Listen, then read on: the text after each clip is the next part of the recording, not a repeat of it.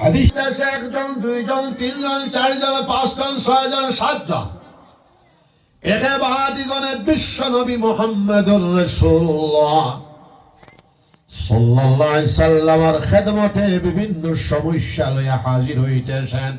নবীজি প্রত্যেকটা সমস্যার সমাধানের জন্য ঔষধ বাতায় দিতেছেন। ইস্তেগফার বেশি করে পড়ো, ইস্তেগফার বেশি করে পড়লে হাজারো সমস্যার সমাধান হয়ে যাবে।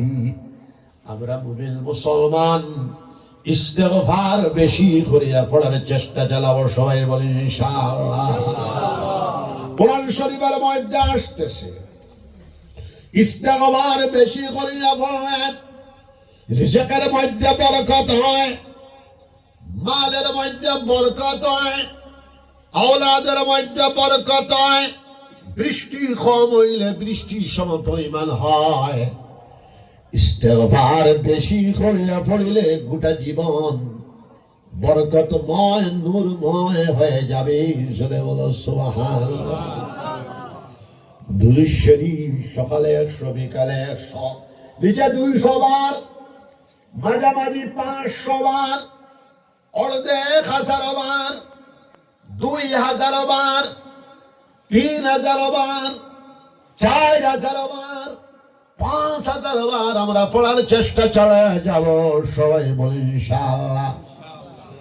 বিশ্বনবী মুহাম্মদুর রাসূলুল্লাহ সাল্লাল্লাহু আলাইহি সাল্লাম বলতেছেন, দুরূদ শরীফ বেশি পড়া ঈমানের আলামত। দুরূদ শরীফ বেশি পড়লে ঈমান জিন্দা হয়ে যায়। দেখো সুবহানাল্লাহ।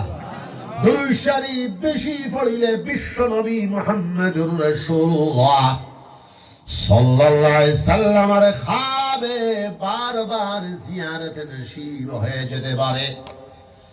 দুরূদ শরীফ বেশি পড়িলে সোনার নবীজির কবর জিয়ারত বারবার নসিব হয়ে যেতে পারে।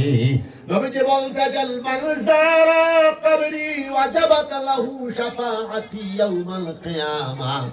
যে আমার কবর জিয়ারত করবে নবী মুহাম্মদুর রাসূলুল্লাহ সাল্লাল্লাহু আলাইহি সাল্লামের জন্য কিয়ামতের দিন তার শাফাআত করা ওয়াজিব হয়ে যায়। আমরা দুরূদ শরীফ বেশি পড়িতাম, সবে ইনশাআল্লাহ। তরিকতের দুরূদ শরীফ হইল